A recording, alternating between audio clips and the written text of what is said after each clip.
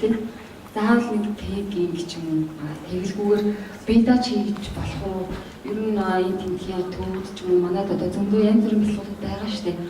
Тэднээс одоо сонсож байхад бол заавал нөгөө багшаар удирдуулж бэлгэлийг хийх хэрэгтэй. Багшгүй хийх юм бол маш аюултай. Сүнс чинь биенээс ч гараа явчихна гэх юм. Тийм хүн зөндөө сонсч байсан л та. Тэгээд одоо жирийн нөгөө өдөр тутмын одоо ажил гэр ч юм уу игэл жирийн хүмүүс байгаа шүү дээ. Өнөө маргааш хэрэг самбарч байгаа юм. Ийм хүмүүс ч болохоор энийхээ мөрийнхөө өөрөө юм багш гэж явж чадахгүй. Гэхдээ тэр хүмүүс бэлсгал хэрэгтэй. Хэрэгтэй гэж бодож байна. Одоо надад л аяг хэрэгтэй болсон явж байна. Тэгээд тийм хүмүүс хандж юу гэж хэлэх вэ? Миний сонсноор бол 300 төрлийн бэлсгал байдаг. Тэрний хоёр нь бол маш сайн яг бүх шашинтай хүмүүс ямар шашинтайс хамаагүй хийхэд тэр дор өөр дүнгийн юм мэддэг тийм бэлсгал байдаг гэж сонсч байсан. Тэгээд ямар нэг би сайн ойлгохгүй учраас очихаас өнөө гэж. Okay. Ер нь асуудал ч ойлгож байгаа. Асуудал нь тэр нөгөө заавал багшаар биелүүлэх юм уу? Юу аах юм бэ гэж шүү дээ, тийм. Ингээд товч асууж идэх үү? Хөөд юм асуух гэдэг юм уу? Лекц хийж чадаагүй ойлгохгүй болно. Ask what you want, just show it. Бага. Жишээлбэл манайд нөгөө христийн чинь зөндөө их байгаа шүү дээ. Сүмдэр очингууд одоо тэнд хүн яах гэж тийш очсон гэхээр нөгөө амар тайвныг хайж очиж байгаа шүү дээ. Чи хамгийн нэг үг, 11 өгөхгүй бурхан чамайг хараа ч юм уу те. Эсвэл яагаад гэж чинь. Тийм сайн мэдээж тийм учраас ерөөсөн ямар нэг шашингүй оролцохгүй. Тийм хүмүүс одоо нөгөө бүгдэнд бясалгал хэрэгтэй байгаа. Яг тэр оюун ухаантай хүн шүү дээ. She said, I don't follow any active religion. I just happened to see a post about your lecture on Facebook. And I thought you are going to explain about meditation. And that's why I'm here. But would you please explain about meditation? If one wishes to practice in meditation, one should have a teacher. Should have, it is necessary to have a teacher to be guided, or it is not necessary. And she said many people need of meditation, but most of us cannot go and find out the teachers. There are 4 different kinds of teachings of meditation: peace-giving, increasing, fascinating, and protecting.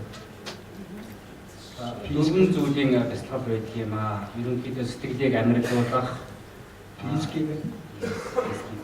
It's like loving eyes and liberators and Burma. Increasing. Manjushri and so on.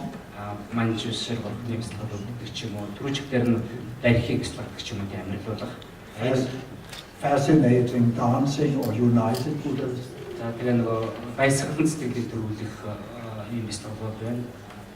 Mahakala and others.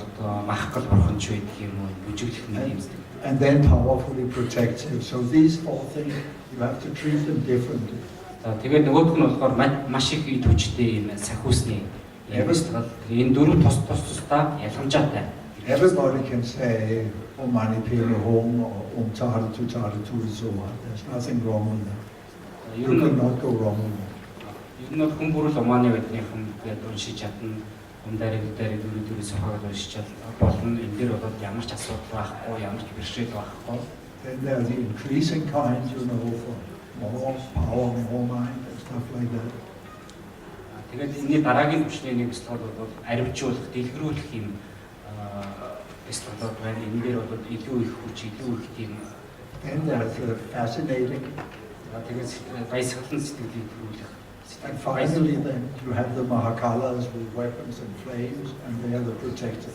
Тэгээд гинтхэн одоо нөгөө ид хүчтэй хамгаалах сахиуснууд гэхэр чинь гал бадраас нь догшин дүртэй илтэй зэсэг асаасан юм бонгор махгал болгонод. So thank you for your question, and you have something here. Тэгээд таны сонирхолтой асуултанд их баярлалаа.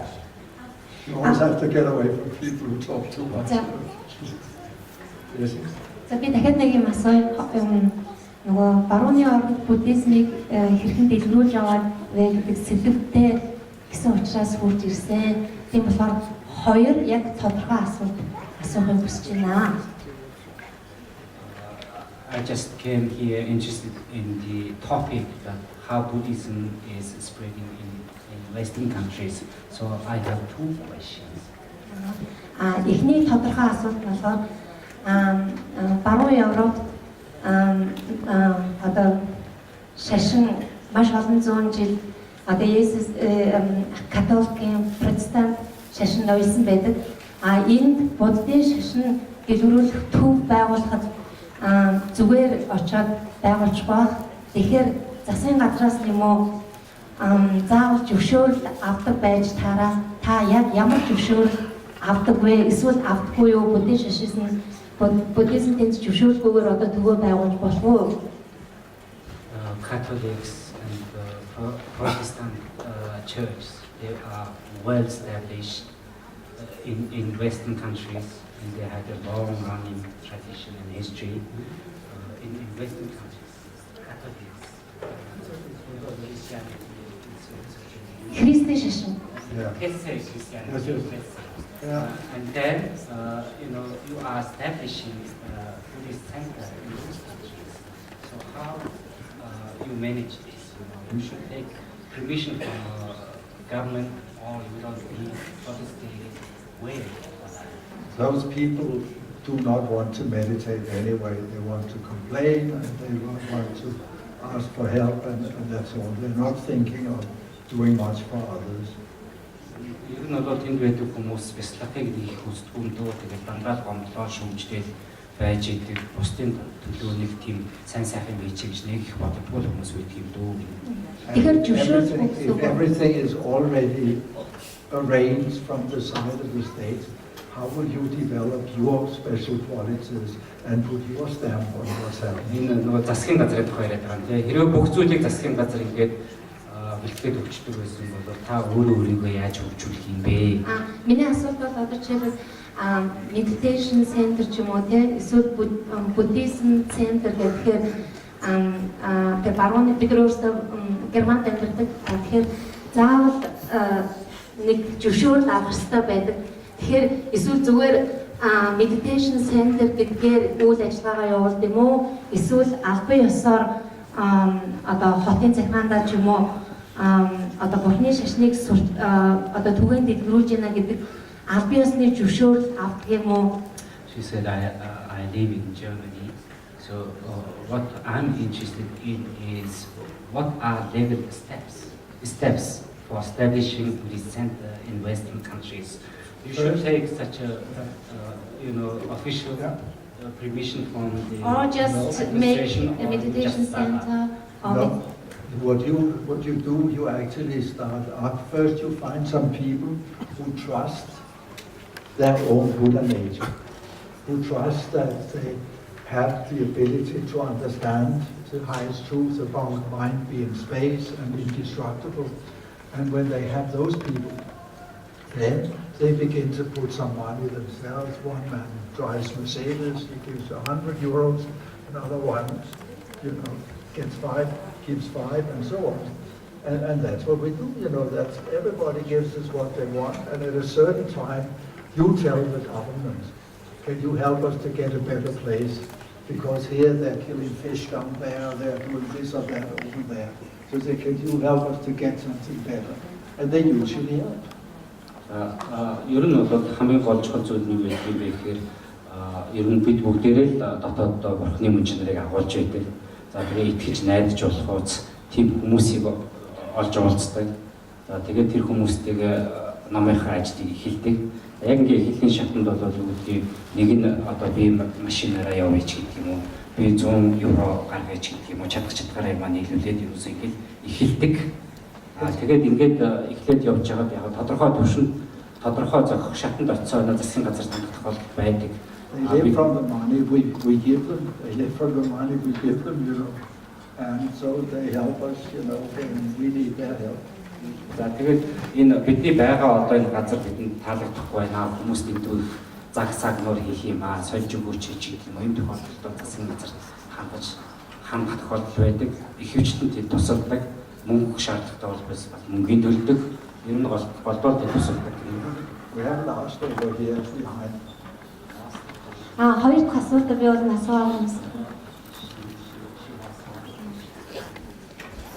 Sorry. Хоёр дахь нь болохоор та 700 төв байгуулсан гэж байна. Тэгээд энэ одоо Европын улсууд, Скандинавын улсууд яг Монголын буддизмын төв гэж юу байдгүй. Та уулзчихсан уу? Тэр хүмүүстэй. Яг Монголын буддизм гэдэг. Yes, I heard you established over 700 Buddhist centers throughout the world. Have you ever happened to come across with the Mongolian Buddhist centers? Mongolia? Yeah, Mongolian Buddhist centers somewhere. And Mongolian. Mongol. No.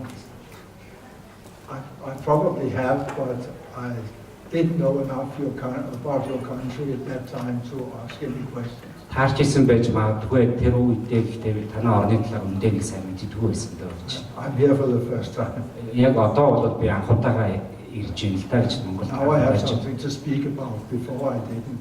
Яг одоо бол бас нэг Монголын тухай ярих ч зүйл юмтай боллоо л доо гинэ. Энэс өмнө бол ерөөсөө юу ч мэдэхгүй ярьж хэлэх юу зүйлгүй л байлаа л да. So we need next time there's a chance again.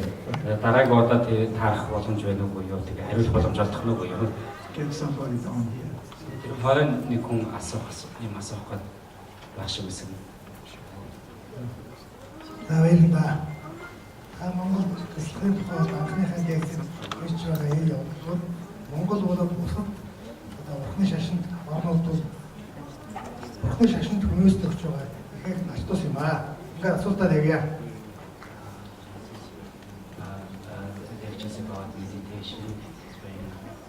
We will meditate in a moment.